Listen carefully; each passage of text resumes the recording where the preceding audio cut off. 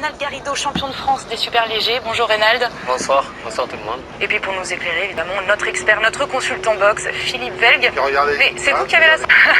Je la montre qu'on la voit bien. Elle est Vous la magnifique. prêtez seulement. Oui, hein. oui, je la garder. je n'oserais pas la garder. Je peux la garder, j'en veux encore.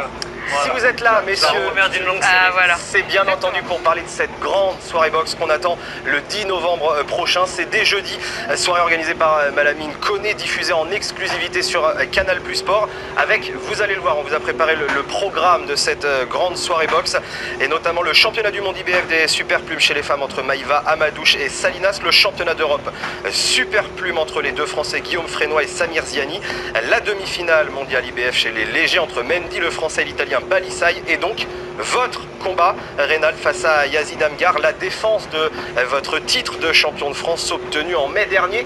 Ça y est, on imagine que vous êtes dans les starting blocks à présent. Ben, je le suis déjà depuis début août où j'ai commencé la préparation, et jusqu'à il y a peu de temps, j'avais même pas encore réalisé que j'étais devenu champion de France.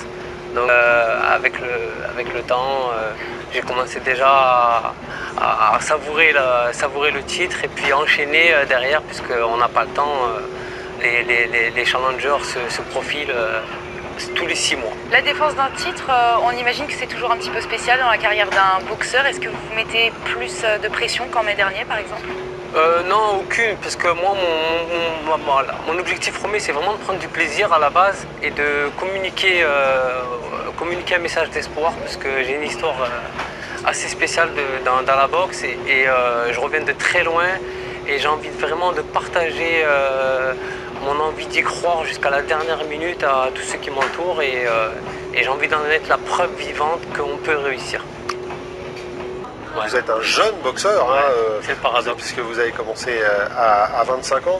Mais c'est vrai que pour revenir un petit peu sur ce que disait Virginie, là, capitaliser sur un titre, vous allez le défendre. Est-ce que finalement votre parcours explique aussi votre façon d'être? On a discuté un petit peu avec vous avant, plutôt détendu, plutôt ouvert, on ne vous sent pas stressé en tout cas pour l'instant. Peut-être que ça va changer quand vous montrez sur le ring, parce que vous aurez envie d'en découdre, bien entendu. Est-ce que ceci explique cela, et est-ce que ces leçons de vie finalement expliquent un peu votre style? C'est exactement ça en fait, c'est pour ça que je suis un boxeur qu'on ne retrouve pas souvent, enfin sans prétention aucune.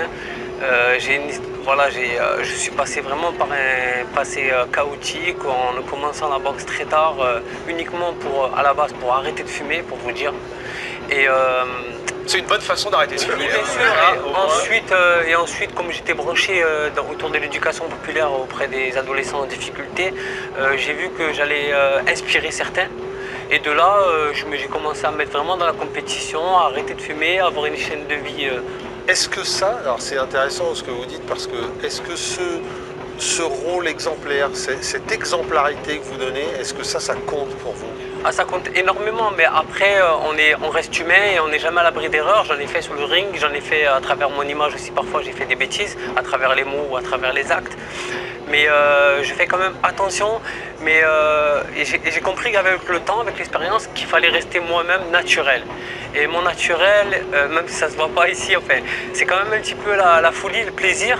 Donc lorsque je monte sur le ring, je suis l'homme le plus heureux du monde. Et je le montre, et ça se communique en fait. C'est comme le sourire, c'est ce que j'essaie d'expliquer tout le temps à tout le monde. Souriez quand vous êtes sur un ring, parce qu'on est des privilégiés. Et lorsqu'on va sourire, on va montrer qu'on a du bonheur sur un ring de boxe. Les autres vont avoir envie de monter sur un ring. On a parlé de votre parcours atypique, on l'a évoqué, vous avez aussi une personnalité très atypique, vous êtes déjà très actif sur les réseaux sociaux. C'est très important, vous aimez aussi que ce soit avant, pendant ou après les combats. Juste un petit mot, parce qu'on en parlait avant, sur les réseaux sociaux, il est à la fois son manager, son promoteur, son matchmaker, il fait tout. Hein, on a même une image où on vous voit à l'entraînement, on l'a dit tout à l'heure, votre surnom c'est Lionheart, on vous voit vous entraîner avec ce costume de lion. Pourquoi ce côté démonstratif? C'est aussi votre façon d'être, votre façon de boxer. Voilà. C'est ma façon déjà de me faire plaisir à moi et de rigoler. Ça fait moins mal aussi avec le... Non, ça fait peur surtout, quoi. Oui, c'est ça. Et à la base, je l'ai fait pour les enfants. Parce que j'avais souvent des enfants qui m'accompagnaient lors de mes combats de boxe. Et les enfants, ça les faisait rire de me voir rentrer avec une tenue de lion, etc. Ça offrait du sourire aux autres. Et ça sert à populariser encore plus. Et après, j'ai vu que ça, voilà, ça rendait encore plus visible mon activité, ça faisait parler. Donc j'ai continué et là, je vous promets encore un petit show. Ah oui? Ouais, jeudi prochain. On a hâte de voir ça. Il a tout compris, c'est un bon client. Bah, bien oui, sûr. bien sûr. Mais il va revenir tous les dimanches d'ailleurs. Il n'y a pas de souci. Avec à chaque fois un nouveau me masque. On a hâte de voir ça jeudi sur Canal Plus Sport.